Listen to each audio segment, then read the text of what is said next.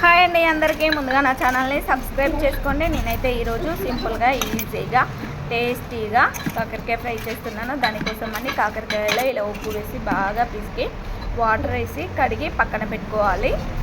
So ఒక pan పెట్టుకొని అందులో ఆయిల్ వేసుకొని శనగపప్పు, మినప్పప్పు, ఆవాలు, జీలకర్ర, ఎల్లిపాయ, జీలకర్ర ముద్ద అయితే వేస్తున్నాను కచ్చా పచ్చాగా దంచి. సో ఆ వీడియో అయితే మిస్ అయింది. వేసి అవి చిటపటలాడాక అందులో మనం ముందుగా కడిగి పెట్టుకున్న కాకరకాయ ముక్కలు వేయాలి. అంటే ఇందులో నేనేమి వేయట్లేదు. అల్లం పేస్ట్ గిట్లా, కారం గిట్లా లాస్ట్లో వేసుకోవాలి. ఇది పూర్తిగా ఫ్రై అయ్యాక చాలా టేస్టీగా ఉంటుంది. మా చిన్నప్పుడైతే మా మమ్మీ చేసి పెట్టేది, చాలా బాగుండేది. సో ఇలా ట్రై చేయండి ఒకసారి, టేస్టీగా ఉంటుంది. ఇలా ఫ్రై అయ్యాక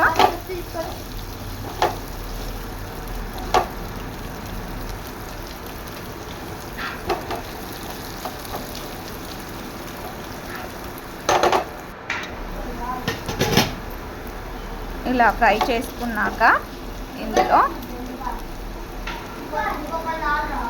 పసుపు, కారం, ఉప్పు, కొంచెం ధనియాల పొడి వేసి, కొంచెమే బాగా వేసి కలుపుకొని ఒక 2 నిమిషాలు వదిలేస్తే చక్కటి కాకరకాయ ఫ్రై అయితే రెడీ అయిపోతుంది. సో చాలా సింపుల్గా చేసుకోవచ్చు. ఇదైతే చేదు అనేది ఏమీ ఉండదు, చాలా టేస్టీగా ఉంటుంది.